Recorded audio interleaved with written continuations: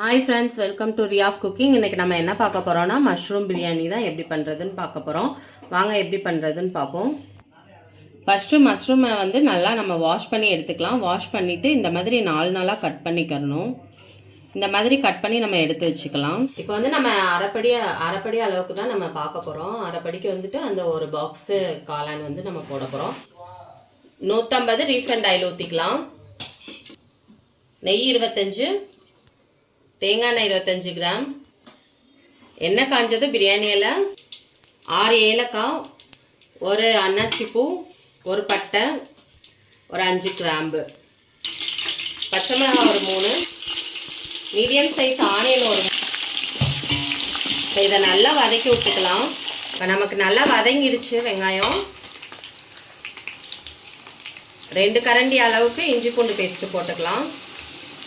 மிளகாய்த்தூள் 1 ஸ்பூன், மல்லித்தூள் 1 ஸ்பூன், பட்டை கிராம்பு பொடி ஒரு 1/2 ஸ்பூன், தயிர் 1 கப்பு, மிளகுத்தூள் 1 ஸ்பூன், தேவையான அளவு உப்பு சேர்த்து நம்ம மிக்ஸ் பண்ணி விட்டுக்கலாம்.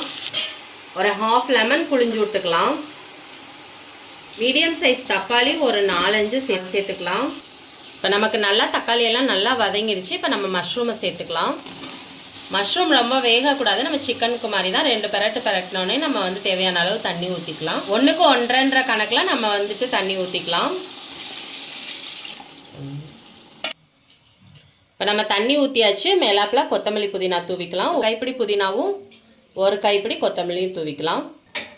இப்போ வந்து நம்ம புதினா போட்டு நம்ம மூடி வச்சுக்கலாம். மூடி வச்சு கொதிக்கட்டும். நமக்கு ஒலை நல்லா கொதிச்சிருச்சு. இப்போ நம்ம அரிசியை சேர்த்துக்கலாம். இதில் அரிசியை வந்து நீங்கள் சாப்பாடு செய்ய ஆரம்பிக்கும் போதே ஊற வச்சுக்கோங்க. அப்போ தான் வந்து நல்லா பொலிவாக இருக்கும். இப்போ வந்து ஒரு பொட்டு தண்ணி இல்லாமல் வடித்து எடுத்து அதுக்கப்புறமா நம்ம இதில் சேர்க்கணும். லைட்டாக ஒரு கிண்டி விட்டு இப்போ நம்ம மூடி வச்சுக்கலாம். அப்பப்போ இடையில ஓப்பன் பண்ணி லைட்டாக கிண்டி விட்டு நம்ம வச்சுக்கலாம். இப்போ நம்ம ஓப்பன் பண்ணி பார்ப்போம். நான் இடையில கொஞ்சம் கிண்டி விட்டுட்டே இருந்தேன். நீங்களும் அந்த மாதிரி கிண்டி விட்டுட்டே இருங்க. இப்போ வந்து நம்ம தம் போட வேண்டிய ஸ்டேஜ் வந்துருச்சு. இப்போ நம்ம ஃபுல்லாக இந்த மாதிரி நல்லா அமுக்கி விட்டுக்கோங்க. அமுக்கி விட்டு வாழை இலை இருந்தால் நம்ம வாழை இலை மேலே போட்டு விடலாம். இல்லைன்னா இந்த மாதிரி ஹோல் பண்ணிக்கோங்க. ஹோல் போட்டு அப்படியே நம்ம வந்துட்டு நல்லா க்ளோஸ்டாக மூடிடணும். இந்த மாதிரி நல்லா மூடி வச்சுருங்க. இப்போ நம்ம இந்த மாதிரி தான் வந்து தம் போடணும். அடுப்பை வந்து நம்ம ரொம்ப லோ ஃப்ளேமில் வச்சுக்கோங்க. அதுக்கு மேலே தோசைக்கல், வீணான தோசைக்கல் வச்சுக்கோங்க. அதுக்கு மேலே நம்ம வந்து சாப்பாடை வச்சுக்கணும். ஃபஸ்ட்டு நல்லா மூடி வந்து நல்லா க்ளோஸ்டாக மூடிக்கோங்க. மூடி வச்சுட்டு நம்ம தம் போட்டுக்கலாம். ஒரு 10 மினிட்ஸ் இருக்கட்டும். 10 மினிட்ஸ்க்கு அப்புறம் நம்ம எடுத்து பார்க்கலாம். இப்போ நமக்கு நல்லா தம் ஆயிடுச்சு. இப்போ ஓப்பன் பண்ணி பார்த்துக்கலாம். அடுப்பு ஆஃப் பண்ணிவிட்டு நம்ம இதை ஒரு கிண்டி விட்டுக்கலாம். நமக்கு சூப்பராக ரெடி ஆயிடுச்சு. இங்கே பாருங்கள் எவ்வளோ அருமையாக ரெடி ஆயிருக்குன்ட்டு.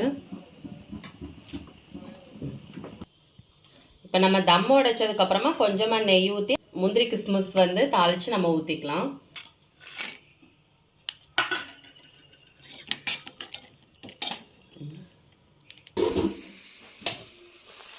மேலாப்பில் அப்படி ஊற்றி விட்டுக்கோங்க.